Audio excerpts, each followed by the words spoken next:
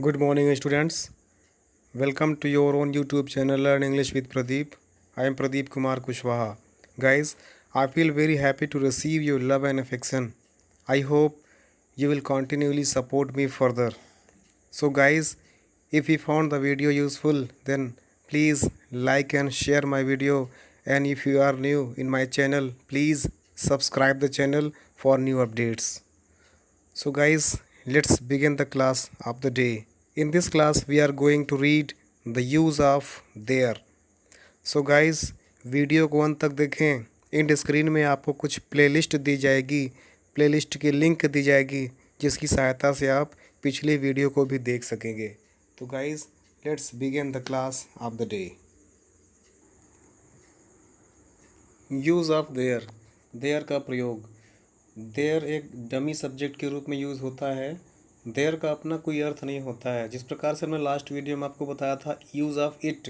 It का प्रयोग. Guys, it और देयर डमी सब्जेक्ट्स होते हैं जो सब्जेक्ट के रूप में यूज़ होते हैं but they have no any meanings और सेंस.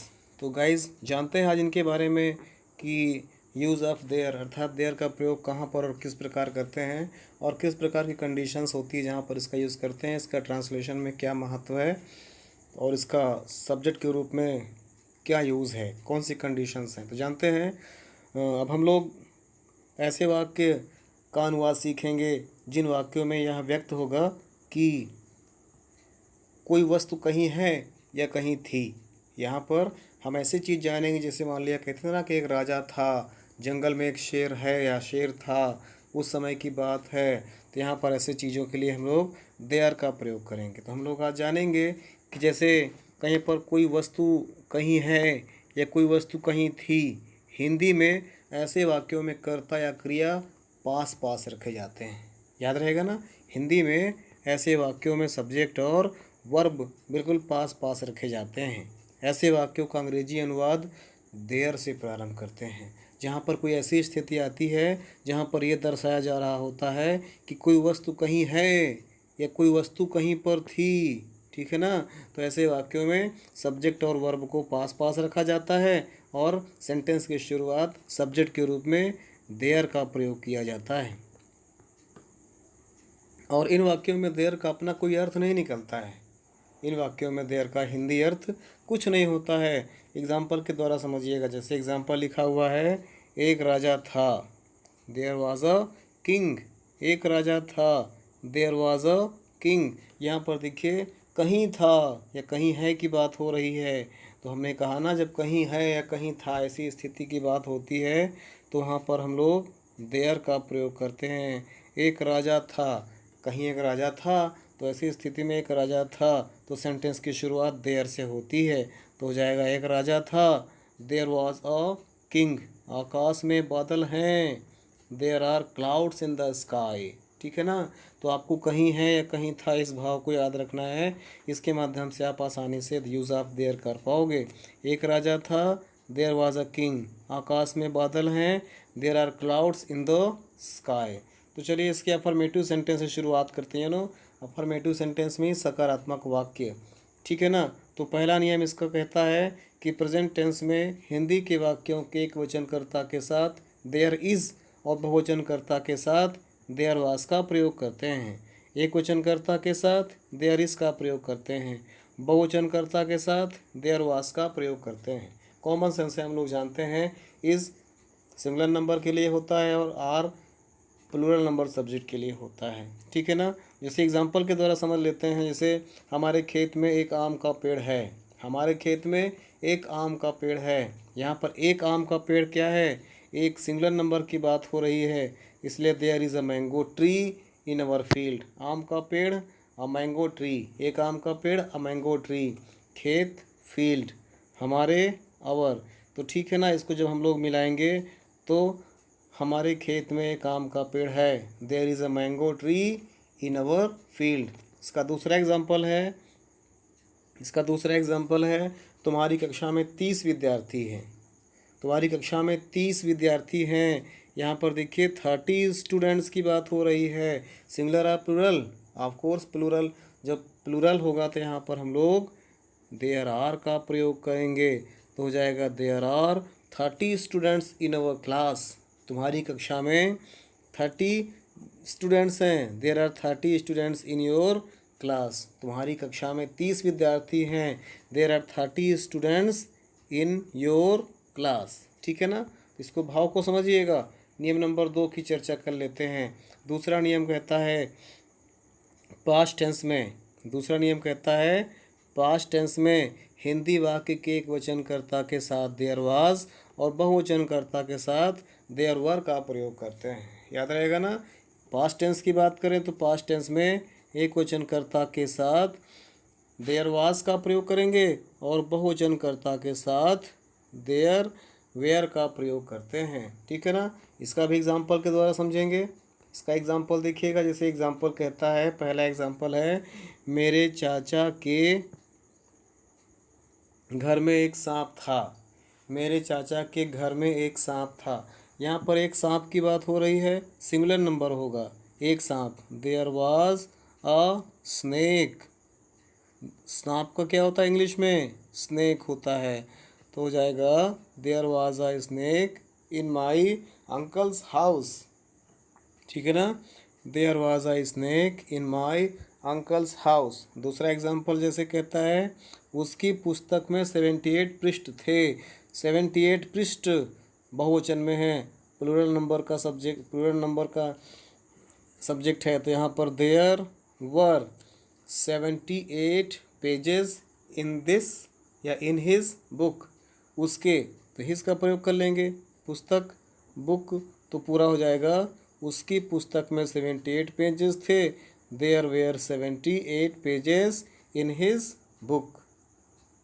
वेरी गुड, समझ रहे हैं आप लोग। ठीक है, तो एग्जाम्पल रूल थर्ड देखते हैं। यूज़ ऑफ देयर का नियम नंबर 3 कहता है जिन वाक्यों में रहा था या राज करता था ऐसे शब्द लिखे होते हैं उन सेंटेंस की शुरुआत देयर लिव्ड या देयर रूल्ड से करते हैं। याद रहेगा ना, जहाँ पर ये लिखा हो जिन वाक्यों में जिसे रहता था, अगर रहता था यूज़ हुआ है तो देयर लिव्ड का प्रयोग करेंगे, और अगर लिखा हो राज करता था तो वहाँ पर देयर रूल्ड से सेंटेंस की शुरुआत करते हैं। याद रहेगा ना, जहाँ पर रहता था हो वहाँ पर देयर लिव्ड, और जहाँ पर शासन करता था या राज करता था वहाँ पर देयर रूल्ड से सेंटेंस की शुरुआत करते हैं। जैसे सेंटेंस लिखा हुआ एग्जाम्पल के तौर पर इस गांव में एक अंधा भिखारी रहता था। तो रहता था आ रहा है तो जाएगा देयर लिव्ड। रहता था आ रहा है तो देयर लिव्ड, तो there lived a blind beggar in this village. भिखारी, बेगर, अंधा, ब्लाइंड, ये हो गया। तो पूरा मिला करके इस गांव में एक अंधा भिखारी रहता था। There lived a blind beggar in this village. उसी प्रकार नेक्स्ट एग्जाम्पल कहता है अयोध्या में दशरथ नाम के एक राजा राज्य करते थे।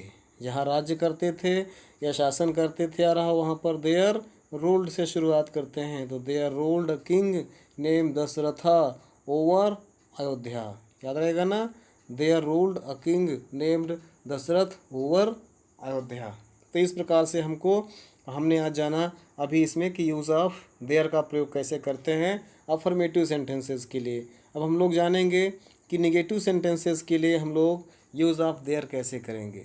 तो उसका पहला नियम कहता है निगेटिव सेंटेंस बनाने में क्रिया इस, एम, आर, वाज या वर के साथ नो लगा देते हैं या नॉट लगा देते हैं। ठीक है ना, नो या नॉट लगा करके हम लोग नेगेटिव सेंटेंस बनाते हैं। हमने पहले पढ़ा था नो, नॉट या नेवर का प्रयोग करके नेगेटिव सेंटेंस बनते हैं।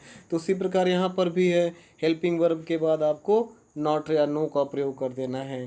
ठीक है ना, तो दूसरा नियम कहता है जब कम, अधिक अथवा 2, 3, 4 आदि कोई गिनती दी हो तो मच या मेनी हो, कहते हैं मच और मेनी का प्रयोग किया गया हो तो इज, एम, आर या वाज वर के बाद नॉट लगा देते हैं। एग्जाम्पल के द्वारा समझते हैं। जैसे इस घर में 10 कमरे थे, इस घर में 10 कमरे नहीं हैं।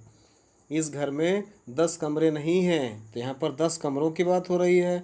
और है लिखा हुआ है तो देयर आर का प्रयोग करेंगे ना, बहुवचन में है तो there are not 10 rooms in this house.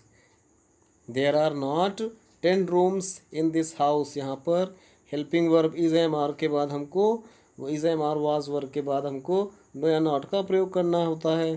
तो there was not 10 rooms in this house. Second example है, इस मेज पर कोई प्याला नहीं है।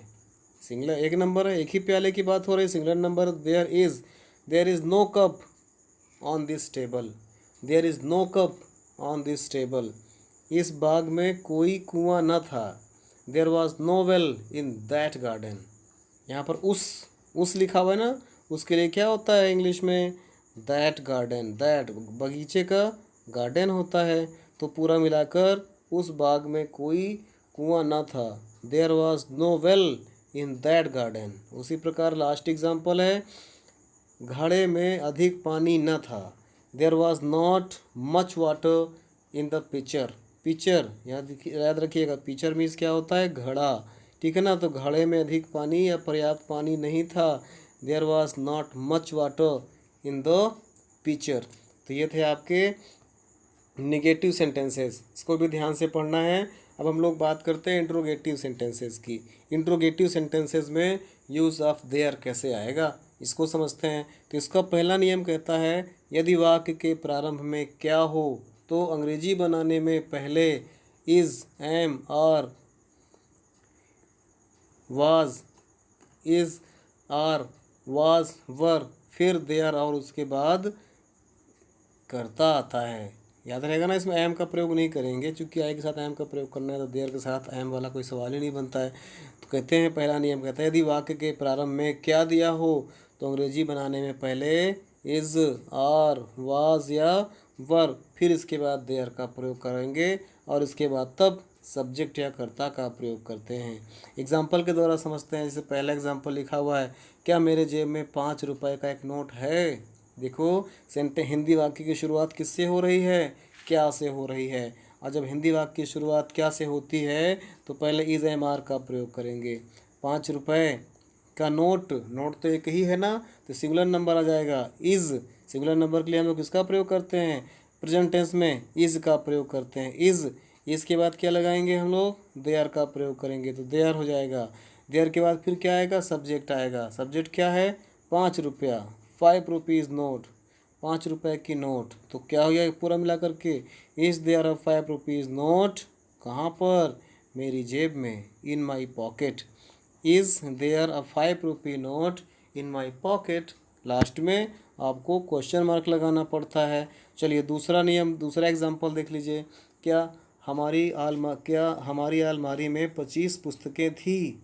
क्या हमारी अलमारी में 25 पुस्तकें।